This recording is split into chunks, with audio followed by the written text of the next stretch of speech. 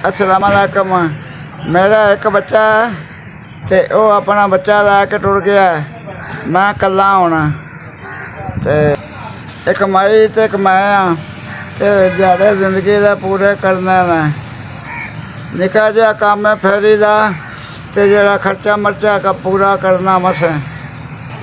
घरै दी बीमार हो गई ते जेड़े चारा ने ओहदे ते लग गए ने। साइकिल दा चैन भी को नहीं, अगला टायर ट्यूब भी को नहीं।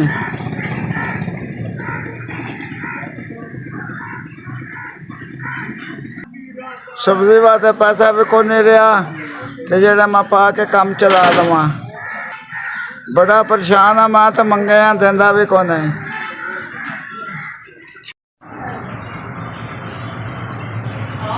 मन चैन भी लभ गया तो टायर ट्यूब भी लभ गया, सब कुछ लभ गया अल्लाह की तरह।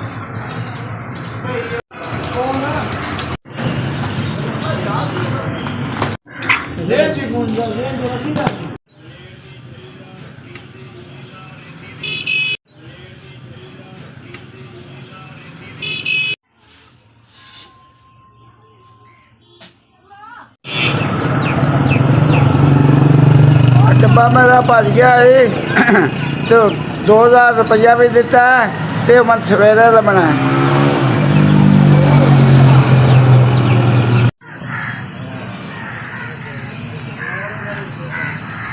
अस्सलाम वालेकुम।